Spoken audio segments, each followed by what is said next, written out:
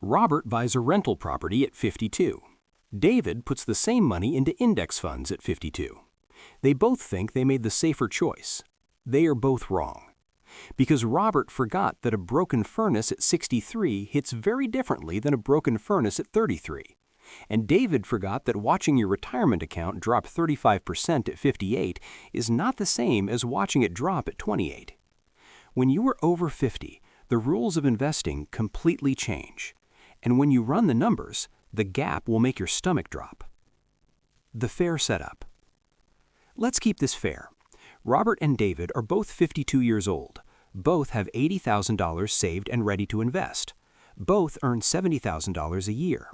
Same city, same financial starting point. The only difference is what they do with that $80,000.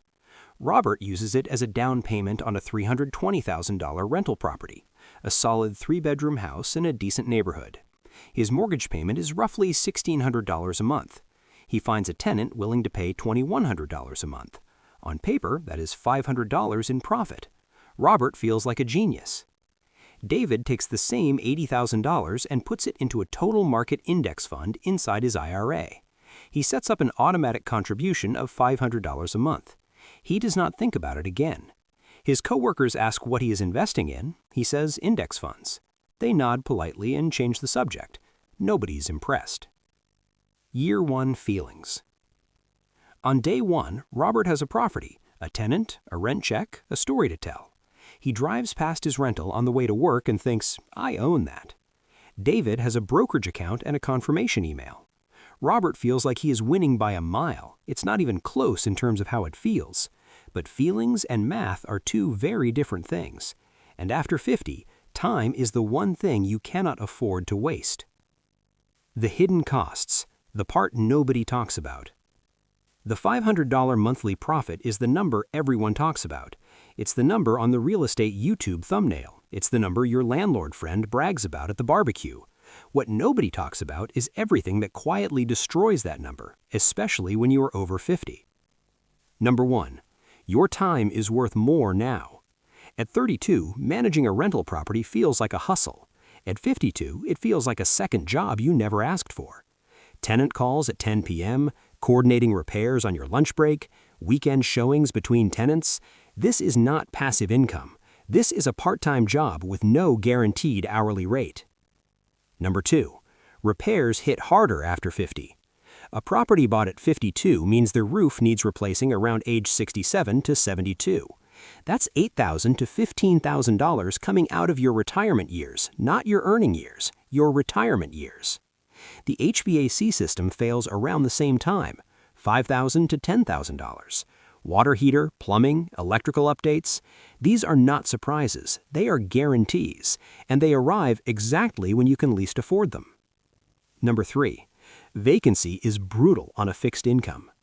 When you were 35 and working, a 1-month vacancy hurts, but you survive.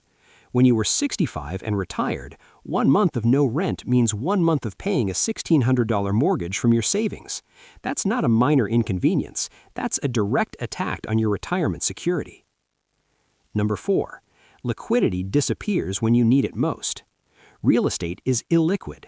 If Robert needs $40,000 for a medical emergency at 68, he can't sell half a house. He either takes out a loan against the property, sells the entire asset, or pays the medical bill from other savings. After 50, liquidity is not a luxury. It's a lifeline. Number 5. Sequence of returns risk in stocks.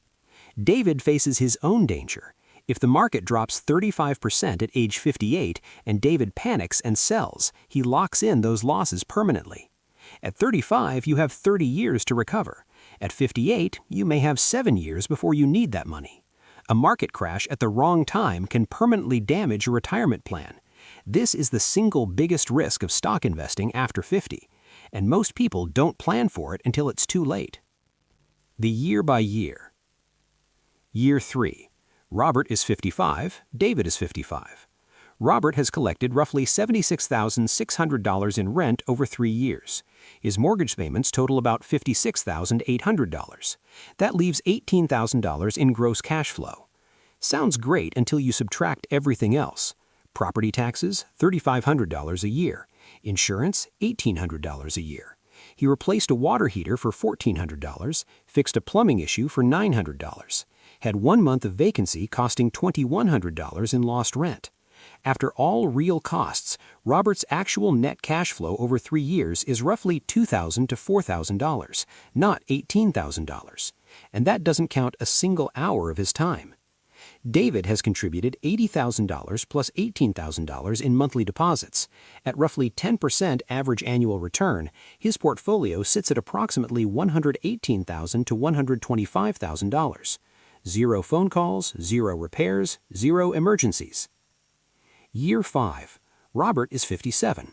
David is 57. Robert is deep in the reality of being a landlord. He's on his second tenant. He's raised rent to $2,200, which helps, but property taxes and insurance have gone up too. His actual cash-on-cash return after all expenses is hovering around 3 to 5%, not the $500 he told his friends about.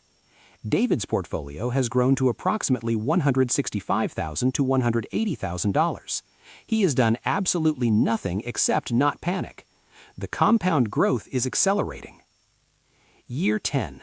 Robert is 62, David is 62. Robert's property is worth roughly $400,000 to $430,000. His remaining mortgage balance is about $220,000.